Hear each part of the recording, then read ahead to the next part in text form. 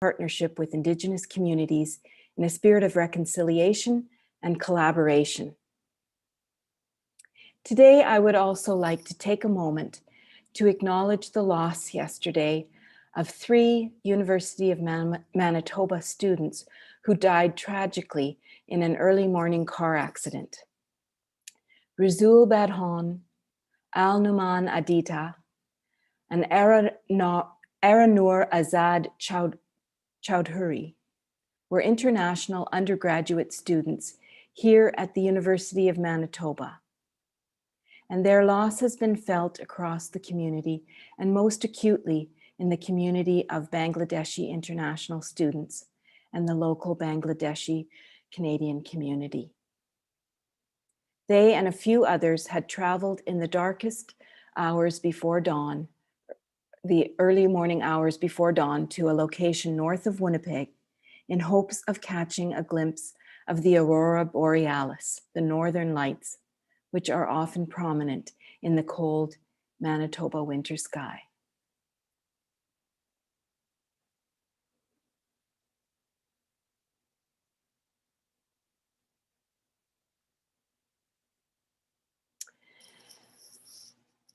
Thank you. It was almost 20 years ago, in the fall of 2001, that Dr. Arthur Morrow, an alumnus of the University of Manitoba and St. Paul's College, made a gift to found the Arthur V. Morrow Institute for Peace and Justice. As a part of the Institute's evolution was the founding of the University of Manitoba's Peace and Conflict Studies graduate programs. First, the PhD program, and then the joint master's program with the University of Winnipeg. Dr. Morrow and the Morrow Family Foundation have been steadfast supporters of the efforts of the Institute and of the students of the Peace and Conflict Studies programs. Most people are not aware that Dr. Morrow's middle name and the V in the name of our institute stands for Valentine, Valentine. And 94 years ago this week, Dr. Morrow was born in close proximity to Valentine's Day. And so we send out best wishes to our patron, Dr. Morrow, as he celebrates his 94th birthday this week. Congratulations, Dr. Morrow. If the Morrow Institute and the Peace and Conflict Studies programs are the parents, then their offspring are our tremendous alumni, masters and doctoral students who have gone to do great things in the field of peace and conflict studies and in related fields. This year, our Brown Bag Lecture Series, which is now in its 15th year, is dedicated to celebrating our alumni. And today we welcome for our 5th such lecture, the recent alumnus, Dr. Benjamin Maiangwa. And today we are going to try something a little bit different. Instead of reading a biography as an introduction of Dr. Maiangwa, I'm going to invite my colleague at the Morrow Institute, Jason Brennan, to welcome Benjamin to today's lecture. I also want to say that Jason is doing all the work behind the scenes to make this technology happen. So thank you for that as well, Jason. I'll hand it over to you and Dr. Maiangwa. Thank you. Awesome. Thank you, Charlotte, and welcome to everybody. From the list of people who I know are here, there's a good number of our PAC students there, and it's somewhat painful to only see your names on a list because I don't get to see you in person at the moment, but you are missed, and I'm happy that you're able to join us today to hear from Benjamin and his work. And Benjamin, welcome. It's been a pleasure to have seen you go through your PhD, but for those that don't know you, and many of you who are with us today do, but for those that don't, can you just give us a little bit of a sense of what were the stepping stones to get you to Winnipeg academically, and what brought you here? Where did you come from? Thank you so much, Jason and Charlotte. It's great to be back where it all started for me here in Canada, even if virtually. I remember I was in Japan when I was exploring PhD options, and I stumbled on the program at the Morrow Institute. So I sent an email to Dr. Sean, who was my PhD supervisor, and his response was what actually gave me the nudge to come here. He simply said, your background is interesting, apply. And the rest, like they say, is history. Um, but I have a background in philosophy and political science, as well as conflict transformation, all from KwaZulu-Natal in South Africa. So it was while completing my master's degree in South Africa that I got a scholarship to undertake a master's degree in sustainability, development, and peace at the United Nations University in Tokyo, Japan. But it all started really for me in Kaduna State, Nigeria, where I was born and had my formative years, which will also be the topic of my conversation today. Terrific. Thanks, Benjamin. And I know that Dr. Sean Byrne, often encourages our students to make best efforts to be published. And you're about to publish a book. And what was the genesis of getting that into book form? What was the inspiration for that? And without stealing any thunder from your lecture, of course, which we'll start briefly shortly. Right. No, I think I was inspired by the people with whom we undertook the research in Kaduna, Nigeria. They encouraged me. They encouraged me to make sure that their voices were heard. And for me, I think that writing a dissertation is not enough because it's mostly accessible to students and maybe academics. So I felt maybe one way of getting these voices out to the world is by publishing a book. Fantastic. Congratulations on that, Benjamin, and I'm going to turn it over to you now. And just a reminder for those folks that are watching on Facebook Live, if you do stick around and if you do have questions that you put into the comment section of the Facebook video, we'll do our best to get to questions. So you are part of this lecture and we welcome you. And Benjamin, I'm going to turn it over to you. Thank you, Jason. I'll begin by sharing my screen.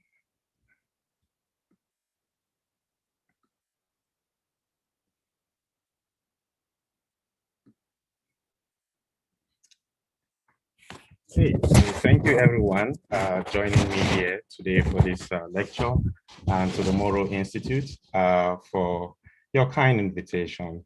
So the lecture is based on my book, which has just been published, titled The Crisis of Belonging and Ethnographies of Peacebuilding in Kaduna State, Nigeria. Thank you, Jason, for making sure that I got the copy. So the book is structured in this way: introduction, the nature of group identities and conflict in Kaduna, the crisis of belonging, the complementarity of group relations, people's ethnographies of peace building, and then a conclusion.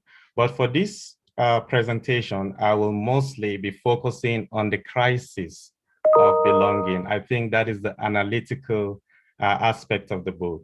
As well, I'll be touching a wee bit on the people's ethnographies of peace building, but we'll be happy to take questions on that.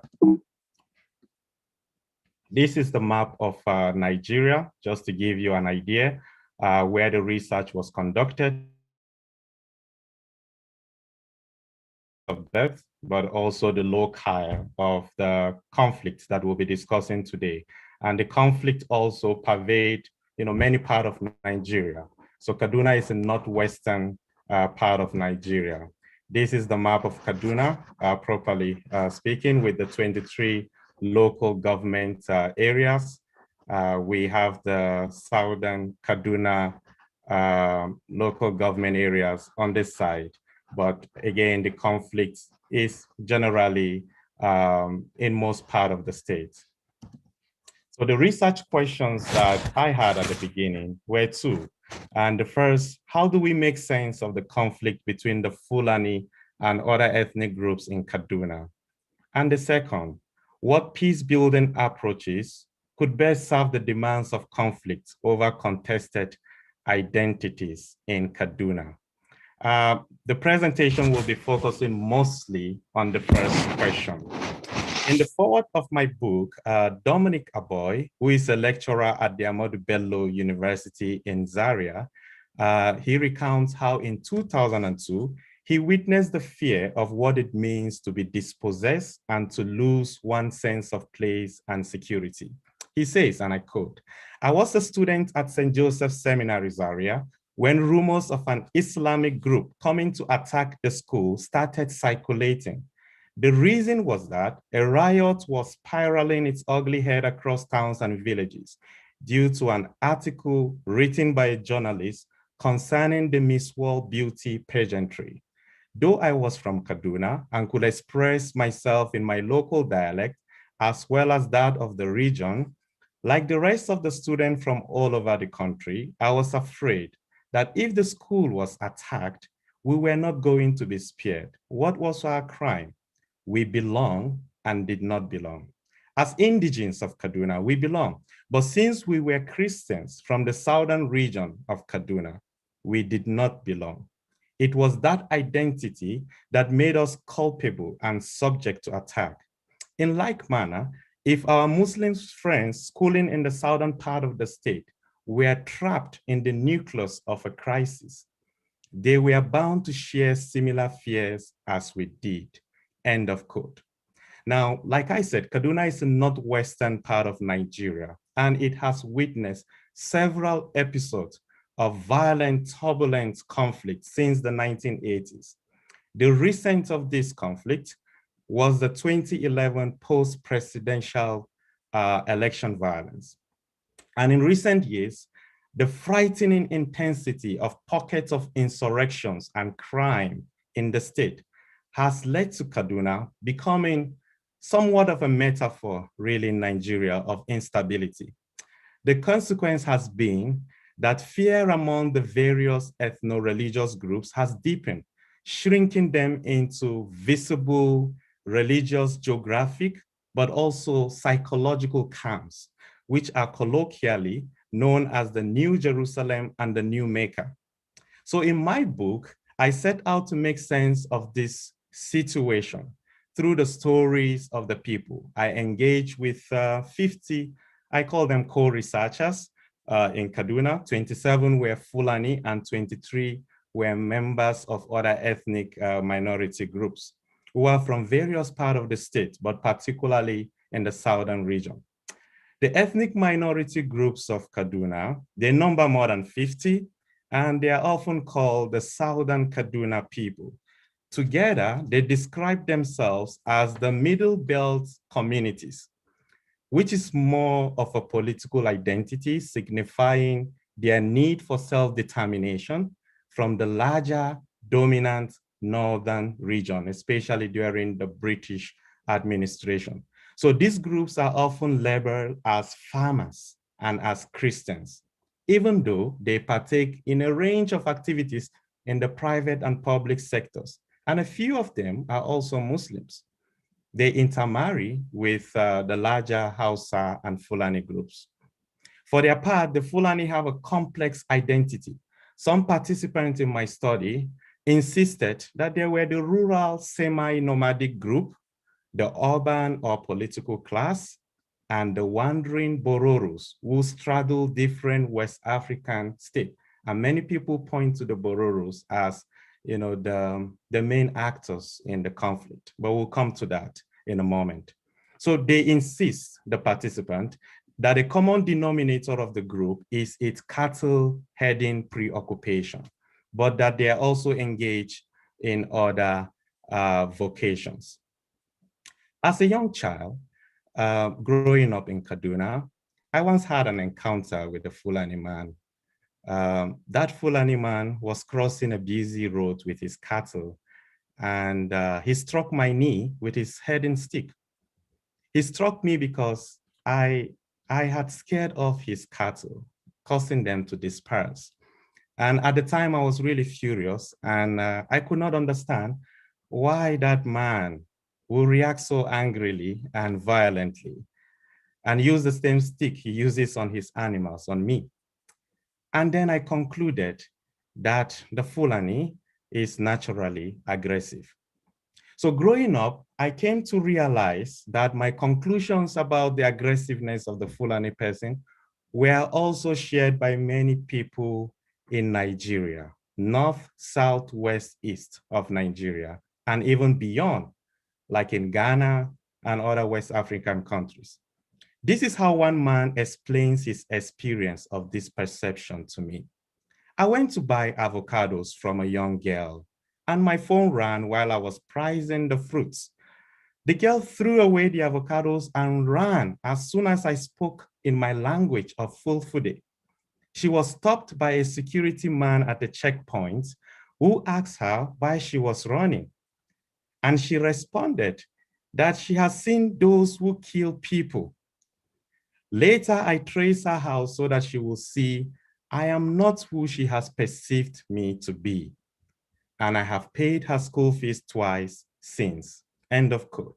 Now, while this girl's perception of the aggression of the Fulani may actually be buttressed by some realities on the ground involving some Fulani men in acts of crime and violence, it does not capture the complexities of the conflict and the cooperation between the Fulani and the other groups in the country.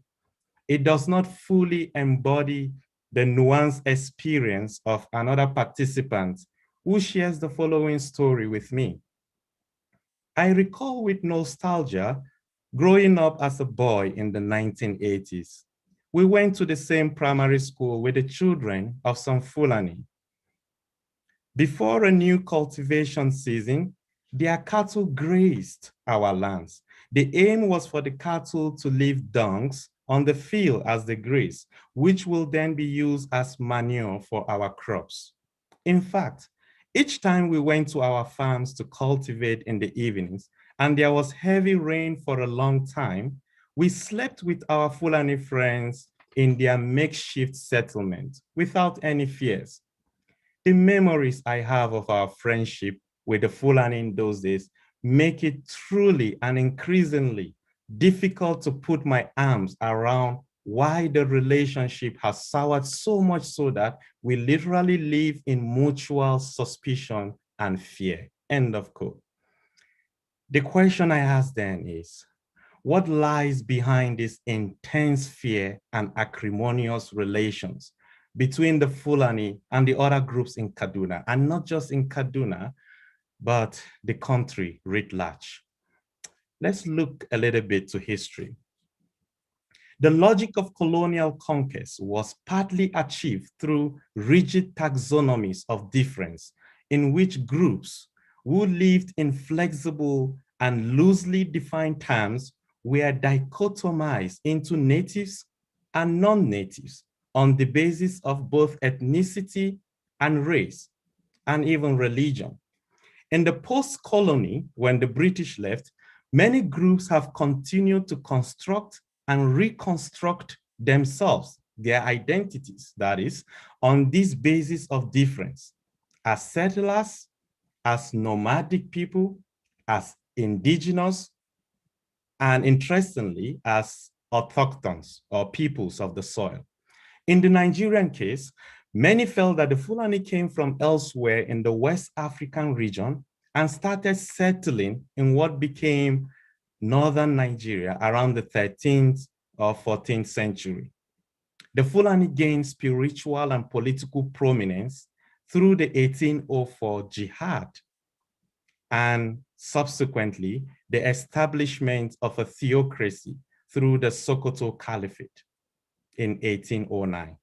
Now, this gave the group a sense of religious superiority and political advancement. Although when the British conquered the region around 1903, they dissolved the power of the caliphate, but they incorporated the dominance of the Fulani and Hausa aristocrats in the indirect rule policy or governance. Now, this policy meant the subjugation of the Middle Belt constituencies, including the Southern Kaduna people.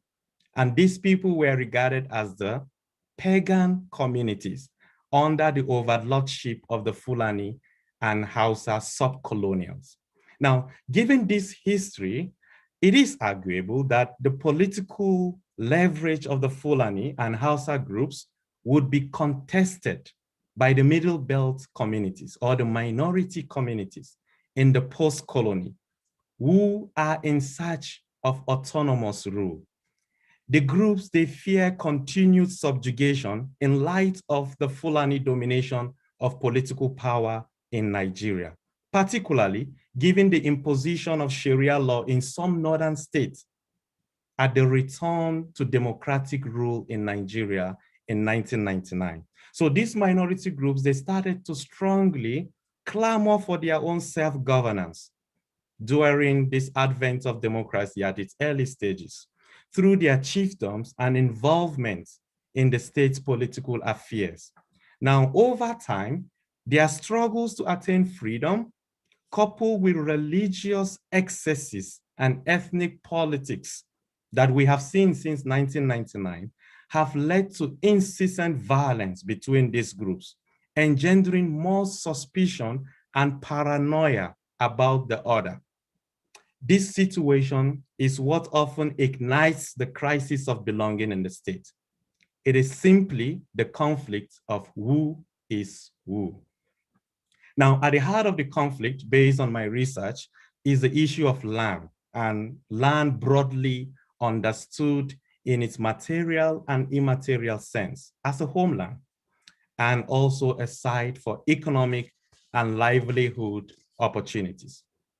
Most people in my research assert that the disturbances in Kaduna are sponsored by a range of land-associated factors, and these include the encroachment of Fulani cattle on the ancestral land of other communities, the cultivation by those communities of Fulani designated grazing routes, the establishment of grazing reserve areas for the Fulani in territories which other ethnic groups consider their ancestral home, the criminal exploitative activities of bandits, cattle rustlers, and kidnappers who might be acting with impunity given the sheer sense of a lack of justice or the prosecution of criminals in the state and the country at large, and the perception of the expansionist tendency of the Fulani in Nigeria,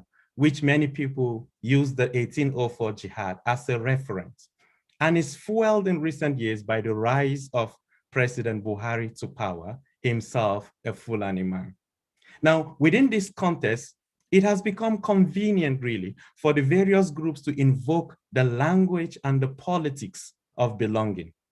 Now, the use of this language and the fear of becoming a non-entity in a place the group consider their home is what I think, based on my findings, what sustains and incubates the conflict between the Fulani and other groups in several parts of Nigeria. So what does belonging mean to these groups? The ethnic minority groups of Kaduna mostly identify as indigenous or the first comers and ancestral people of the land. They call themselves the indigenous autochthons, and they use autochthony to differentiate from other indigenous citizens, such as the Fulani. So I found that this sense of identification to the land is largely a reaction or response by the groups to their loss, perceived or real, of political and economic autonomy of a place they regard as their only home, which they feel is ebbing away from them. The Fulani also imagine themselves as indigenous citizens by virtue of their birth and long-time residence in this same homeland as the other groups. Some, however, insist that they are a cosmopolitan nomadic group. This cosmopolitan identity is based on the idea that the land in southern Kaduna is a God-given resource to which no group can lay ownership claim. Here is how one participant explains the Fulani sense of belonging. I quote, For the Fulani, the idea of belonging to land is twofold. First, the land belongs to God, and God gives everyone a place to stay. They also know that the place has been occupied by others before they came.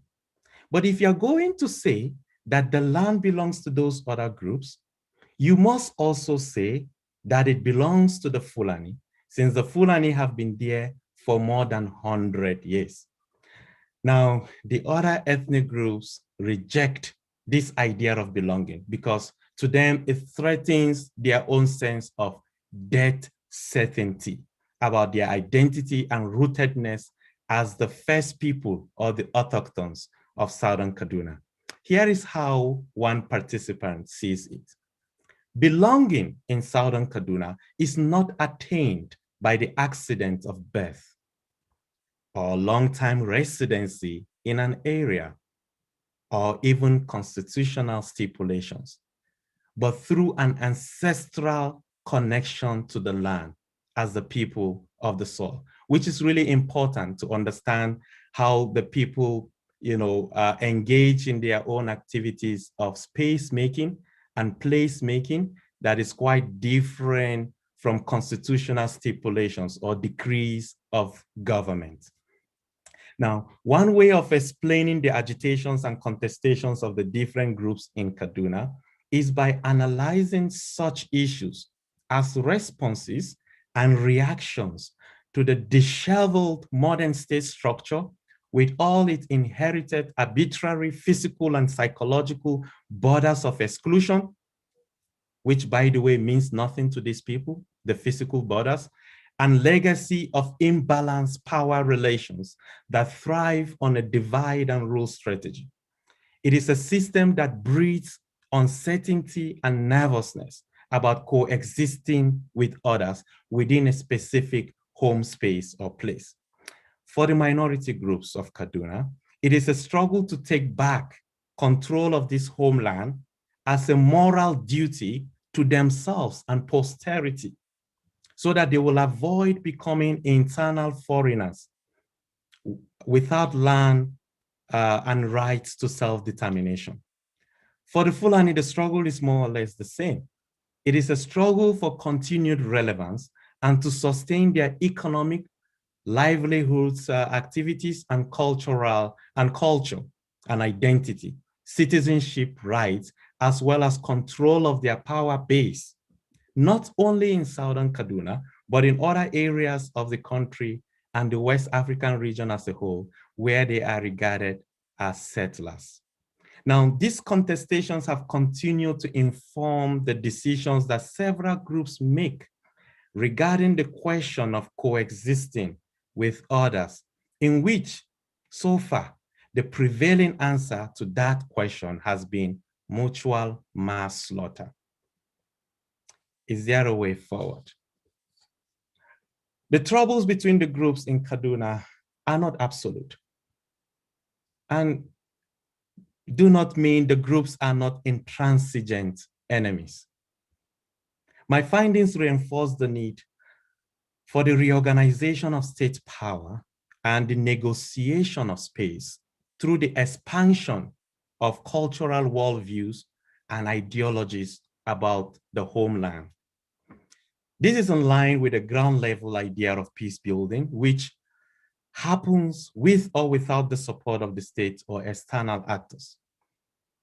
Yes, there is a need for external support and intervention, especially where the state or a dominant group is responsible for crimes against innocent civilians. And this should be done, however, on the people's socio-cultural terms and recognition of their everyday agency and history of symbiotic relationship, which is more practical and holistic than what Severin Ottesier calls the peace incorporation, which view local practices as backward and as bizarre.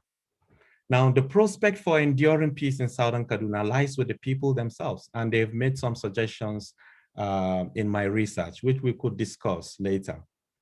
I also think it depends on the attitude that the groups adopt and their willingness to try out their cultural peace building toolkit of dialogue and other rituals of reconciliation. They cannot enter talks with each other unless they recognize the dignity of their differences.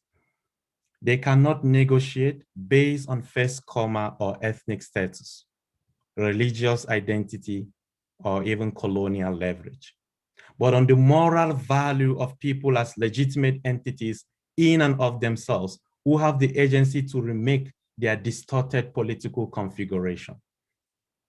In the final analysis, we become who and what we are through daily interactions with others, as though each of us is an element reacting with others to create solutions to our predicaments. Thank you.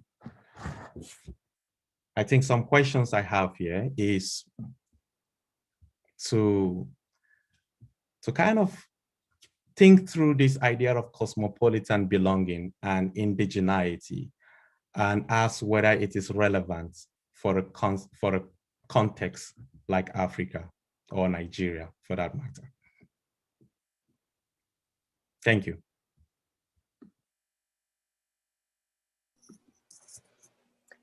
Thank you very much, Benjamin. Really appreciate your personal insights in terms of these issues, and for sharing the very real words of your participants and their real stories, which add a lot of context to something that is really a very difficult conflict in many ways.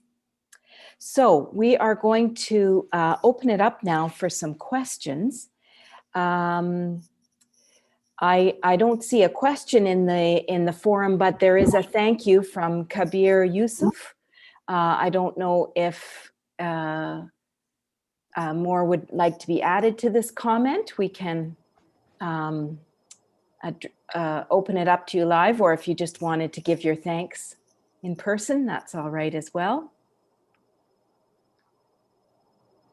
So there's a question there, Charlotte.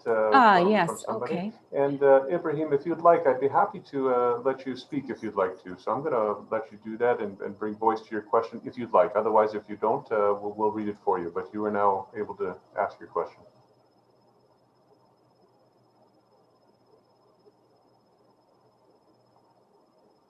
Okay, not hearing Ibrahim, I'm going to read his question because I'm not sure everyone can see it. Ibrahim writes, I'm engineer Ibrahim Manu. I'm a mechanical engineer by profession and master's degree student production engineering in Nigeria. Please, Dr. Benjamin, why have you not captured the real Hausa Christians people in your research study who are suffering? I'm not familiar with this particular jihad still today in the northern part of Kaduna. So he's identified a different group, and I'm sure there's many groups in northern Nigeria. He's identified this one. Was it part of your research in any way, or did you look at other groups as well?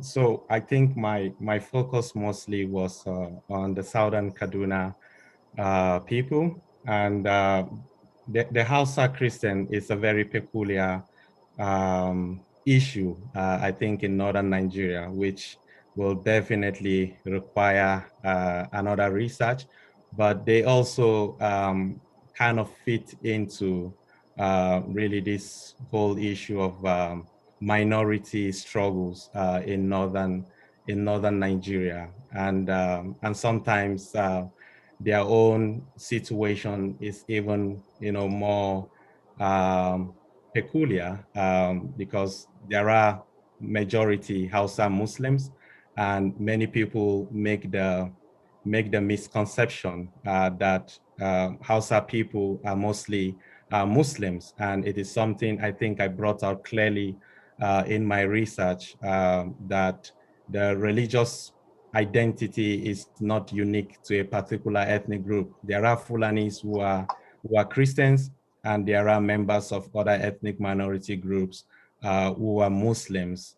And so the religious differentiation usually is a false dichotomy sometimes to make. So the Hausa Christian minority in northern Nigeria is a peculiar case that brings that out. And I think maybe that is also, maybe it's an important point to make when differentiating between the Fulani and the Hausas, there is the danger to make that connection that the Fulani and the Hausas are one and the same thing. And one of my participants, a Fulani participant, told me it would really be a grave injustice to the group to combine them, that these are really different groups and they should be treated differently. But usually when people talk about this in scholarship, they hyphenate the two groups, Hausa and Fulani. And I think this is based on the colonial legacy where both groups are used in the indirect policy, but something we should be aware of, that these groups are really different, and there are Christian minorities within the Hausa whose situation also requires in-depth research that my book was able to cover. Thank you, Ibrahim. Thank you. There's, I think Kabir Youssef would like to ask a question. Jason, if you can. Yeah, Kabir, Allow just give me 1 him second to and I'll get you speak. going there. Kabir, you should be live. Just unmute yourself. Okay, can you hear me? Yes. Good morning. Thank you very much, Benjamin, for your wonderful presentation. Your personal insight is very much evident in the presentation and the way in which you've gathered your data and all of that. But what I don't find very, elaborate, I don't find you being very elaborate about is the identity of the Fulani people. Yeah. Like, for example, you're talking about Hausa Fulani as a single group. But the very term Hausa Fulani, the very first time it was used derogatorily by Ojukwu during the Civil War. So not many Hausas or many Fulanis would accept that as a way to describe themselves. And even talking about Fulani specifically, there are different groups within Fulani. When you're talking about trying to keep the prestige of the past or establishing a spiritual dominance. Mm-hmm.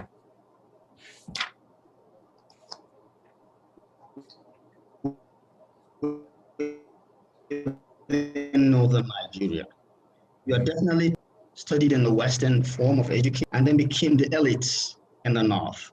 Mm-hmm. I'll give you an example.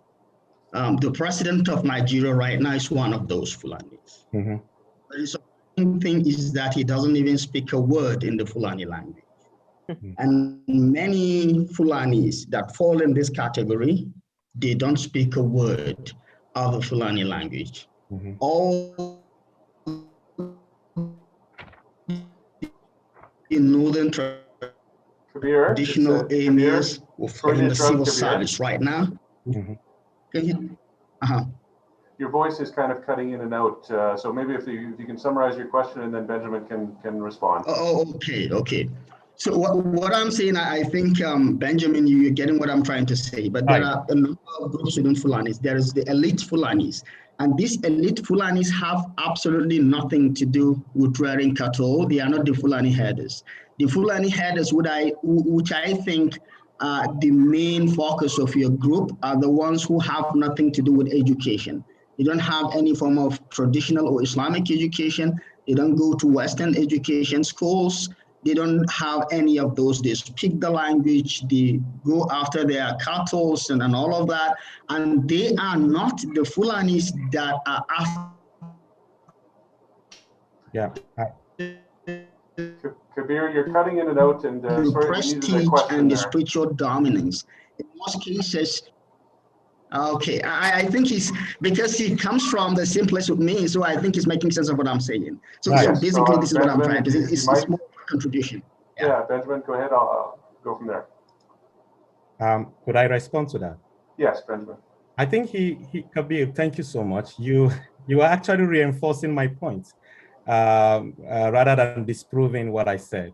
And my response to Ibrahim earlier on made that distinction that it will be a fallacy to actually say the Hausas and the Fulanis are one, and we need to really pay attention to that.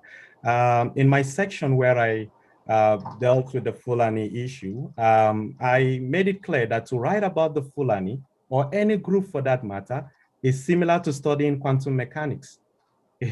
I said it is also similar to the philosophical quandary of the one and the many, because the composition of the group cannot be fully grasped or known, because the group, like many other, defies simplistic categorization. And I made that very clear. I also clarified in my book that, some people, especially in scholarship, they categorize the group into the Fulbe, Torube, the urban or town dwellers, the nomadic groups, the Bororos. And in fact, some participants would even say there are Zamfarawa, there are Kasinawa, there are Kachecheres, and so on and so forth. So these categorizations came out really strongly in my work. And so I agree with you. I think you are reinforcing my point. Another thing I would like to maybe add to what you said about Fulani headers, I think we have to be very careful not to essentialize. My research did not mostly focus on the Fulani headers.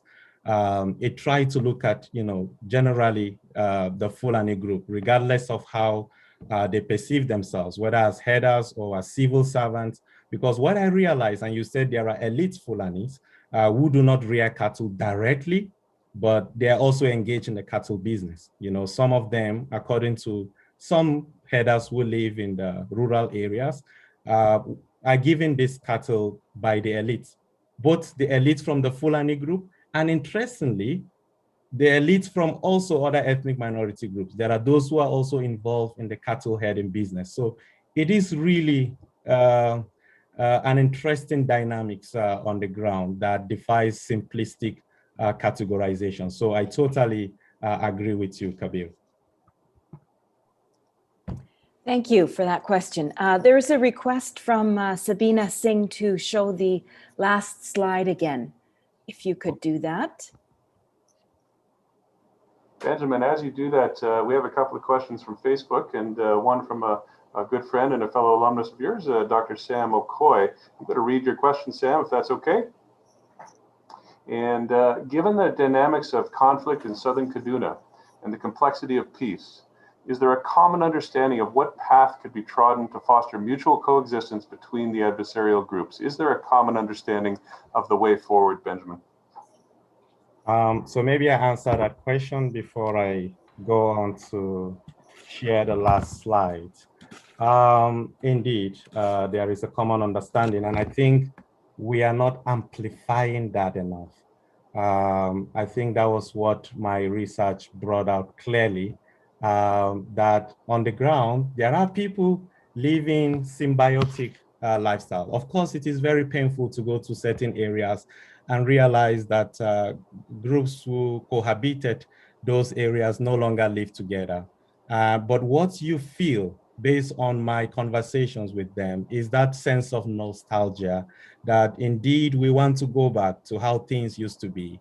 And many of them blame their political elite for this. Many of them blame the return to a democratic governance in Nigeria for this, because they felt that there were conflict in the past, and there have always been conflict between pastoralists and settled groups, whether in Nigeria, in Kenya, in Sudan, and so on and so forth.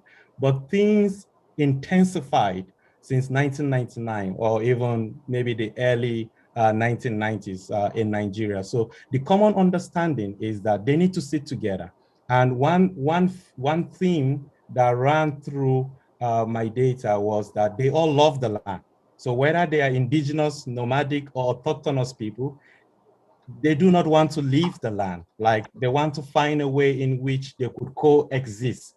Nobody wants to leave the land for the other. So how do we coexist? And the understanding is that let's get our elders, let's get our religious leaders, only if these people are also willing to work for peace, because they are also very much suspicious of some of these leaders.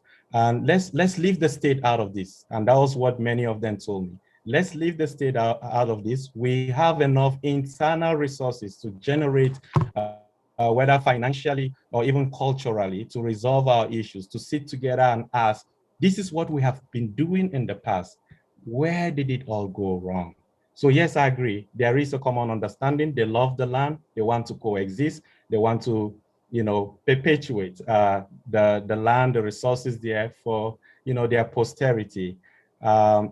I guess the big question here is, how do they go about this?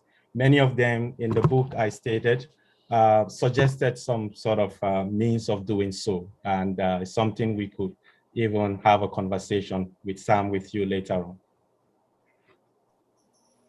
Thanks for that, Benjamin. Another question from Charles Coulum.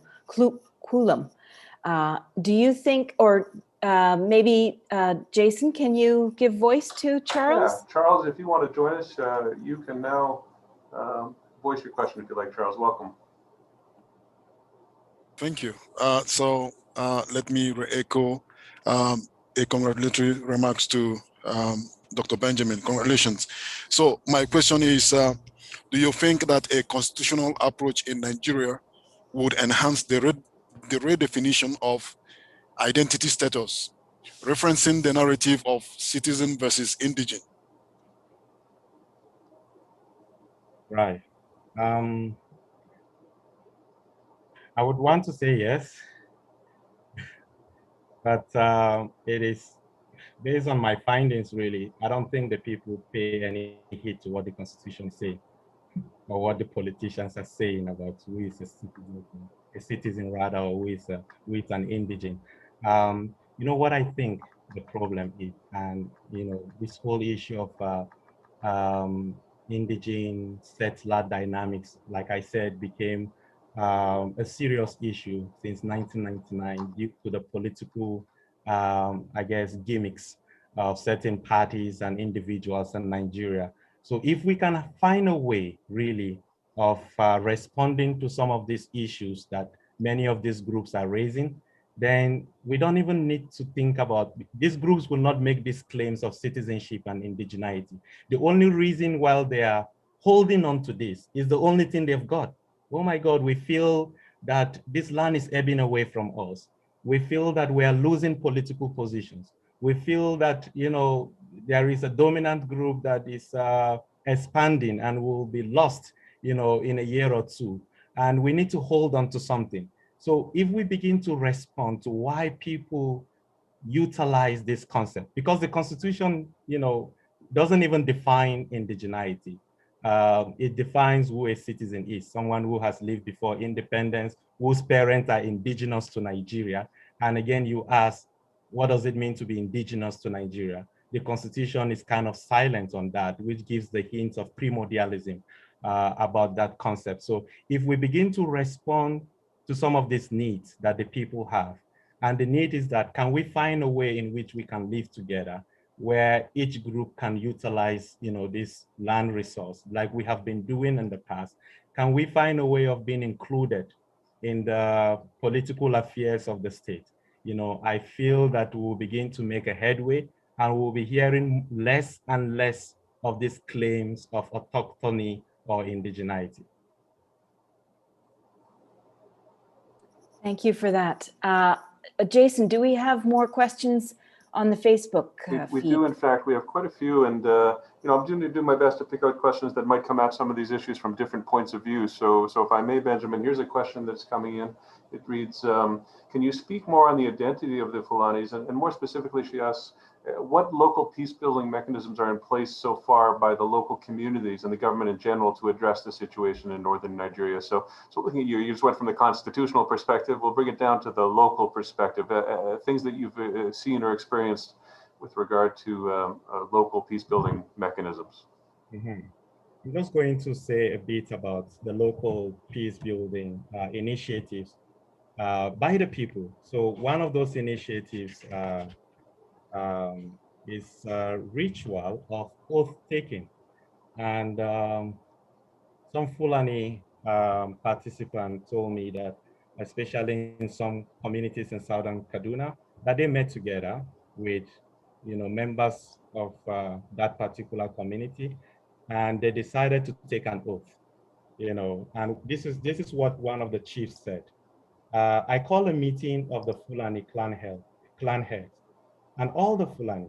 We were just discussing and finding ways out. Then without my prompting, one of them said, as far as we're concerned, we do not want anything to touch this land and it will be attributed to Fulani. So we are going to go on an oath. We will take an oath that will be binding on all of us. any Fulani man that is found bringing trouble or being part of any trouble, a curse will follow him. I said, okay. And they chose an elderly man who made the proclamations on their behalf. I said, well, we may be doing this here as if it is merely among people, but know that God is a witness. Therefore, let us keep it and watch it. So there is this, belief in their spiritual, the potency of their spirituality. That is one. There is also their philosophy and way of life. Many of them talk about the Fulani sense of Pulaku, which is really the Fulani identity and what that embodies, the values, the respect, the dignity, that, this philosophy needs to be taught in schools, really, at a very young age to pupils in elementary schools, but also students in secondary schools and university.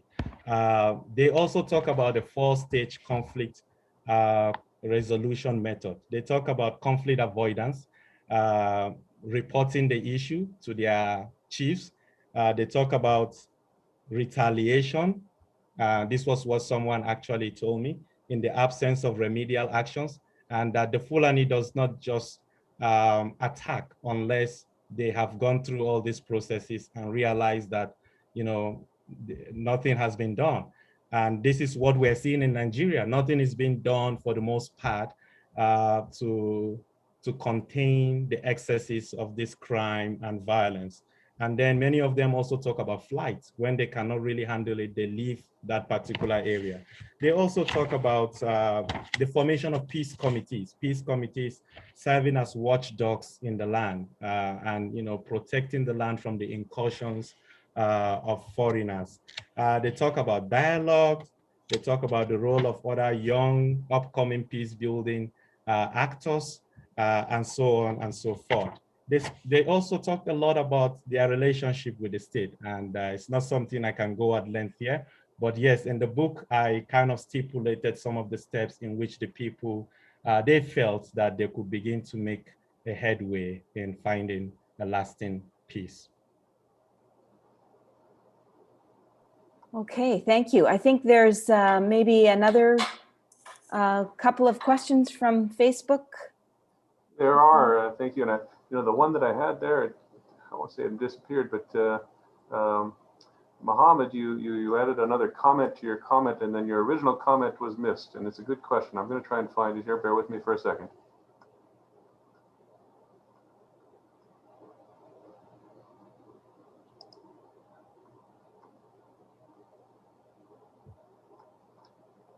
Apologies.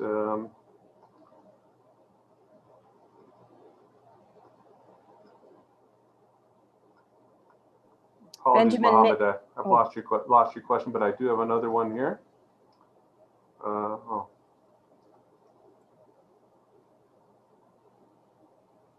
I was going to suggest maybe, Benjamin, you could put up your final slide again.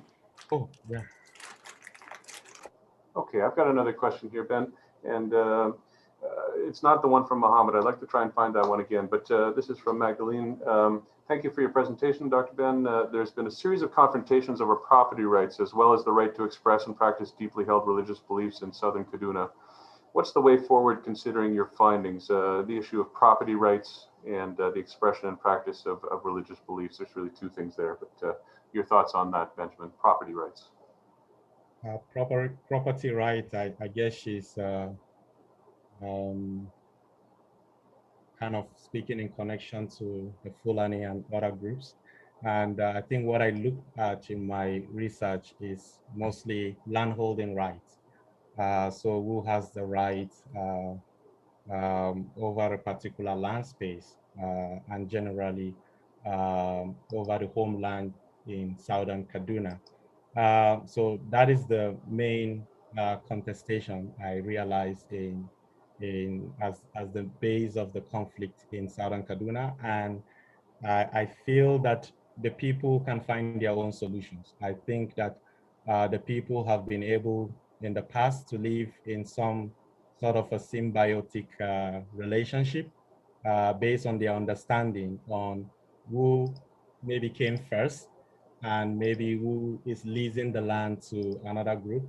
It is also what some Fulani told me, that over time, because the Fulani in some areas of southern Kaduna they came and met certain groups there. But then over time, there was no distinction about who is a visitor and who is an indigene.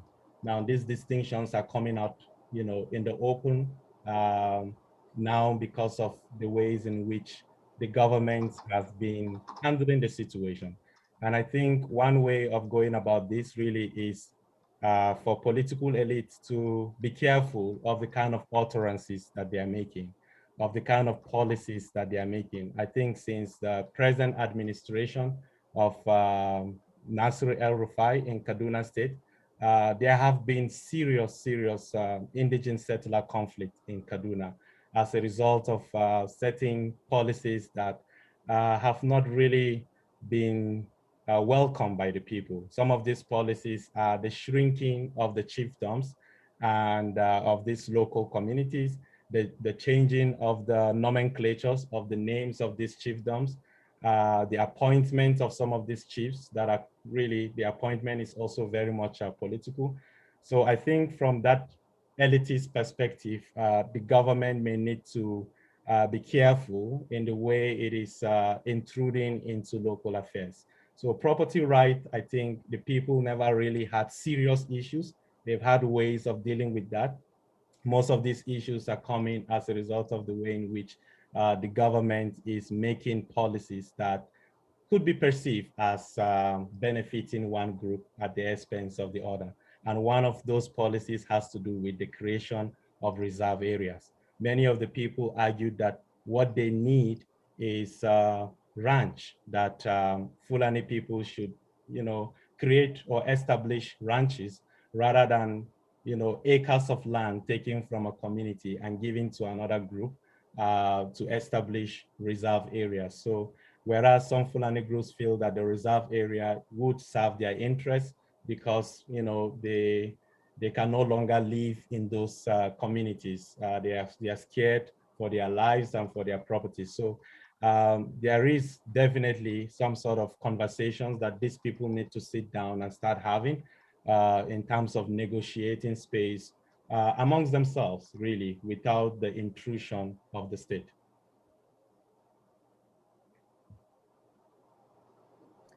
Okay, thank you. I think Jason has found the question he was looking for previously, so maybe we'll go to that now.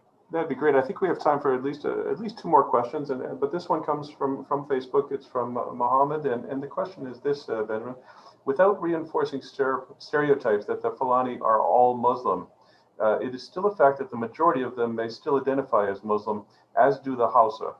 At a time when the Islamic religion is used in local conflicts, why do you think the Fulani have not used the global Islamic faith, even if rhetorically, in the farmer-herder conflicts in Kaduna? In other words, why has the conflict not been jihadized?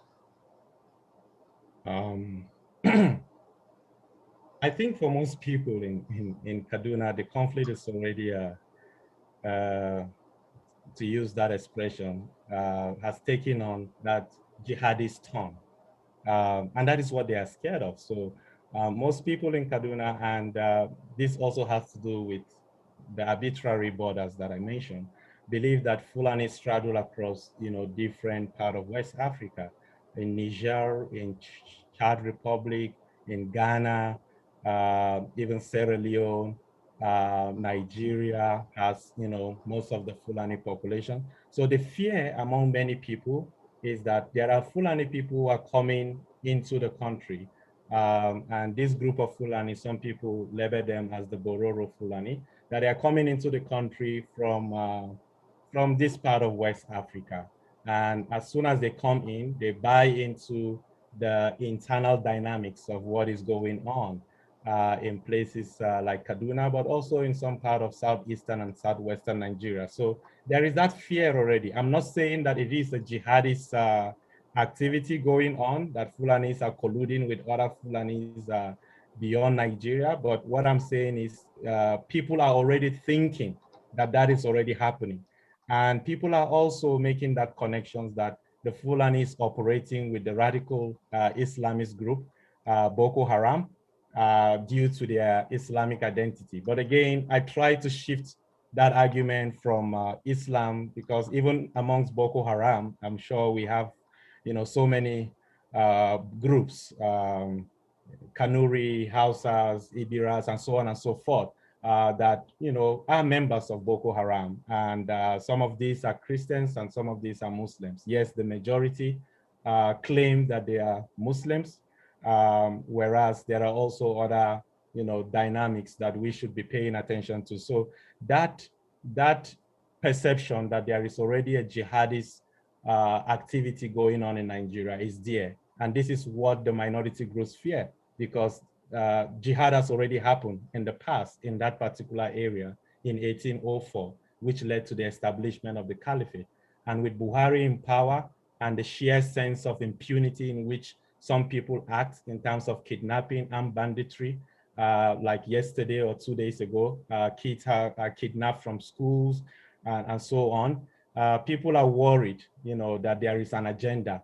And indeed, people will be worried if the state is not actively responding to this kind of crimes. It leads, people to start making all sorts of claims and arguments and having all sort of suspicion about the role of the government in what is going on. So indeed, that perception is actually there. Thank you. Very complicated. We're going to go to Mehmet Yavuz for our final question. And I think, Jason, you're able to let him... Mehmet, if you're there and want to voice your question, I think it's look at the academic perspective on this research. Hello, can you hear me? Yeah. Hi, Ben. It's a fascinating work. Congratulations again. It's really great to hear your perspective. I'm wondering about, you sort of mentioned your positionality in this research. I wonder what some sort of major challenges you had, especially regarding your positionality during your field work. So it would be really great to hear your perspectives. Thank you. Thanks, Mohammed. Yeah, my positionality was an issue I was definitely worried about going into the field as someone who belongs to one part of the divide. And I felt that I may not be welcome on the other side. And I was really worried, even in terms of the places that I would go to talk to people. But, that worry was ameliorated at the beginning of the research when people felt that, there was a need for that kind of conversations to be heard. And, that really helped me to settle in. So going into a field where I felt I was a total stranger, people really being amazed by the fact that someone from another side is coming to talk to them about this issue, it actually rehumanized, in a way, group that were perceived to be, aggressive, or at least some part of them were perceived to be aggressive. And they gave me that voice and listening ear, and also encouraged me really in my exploit. But I must say that at the beginning, I was definitely worried, and there were people on ground who would really warn me not to go into certain areas because it might be dangerous. And there were areas that I couldn't really go because of the active nature of the conflict at the time. But the people were very welcoming, and they felt that it was something that was long overdue. Well, I think we'll wrap it up at that point. Thank you so much, Dr. Maiangwa, and for taking the time to share your experiences and your book, which sounds absolutely fascinating. Very, very complex issues going on in Nigeria. And thank you to everyone who was here today. Really appreciate you being part of our series and our sessions.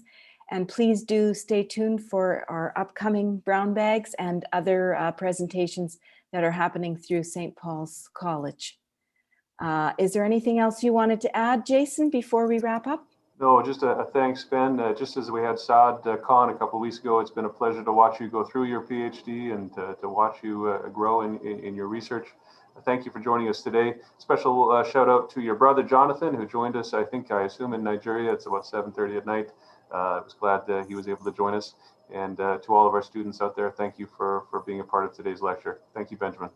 Thank you. Thank you so much, Charlotte and Jason, for organizing this event and inviting me, and to everyone really who joined and engaged me in this conversation. Thank you. Thank you so much for coming. I hope that this will not be the end. We will continue to have this useful conversation about the insecurity in Nigeria.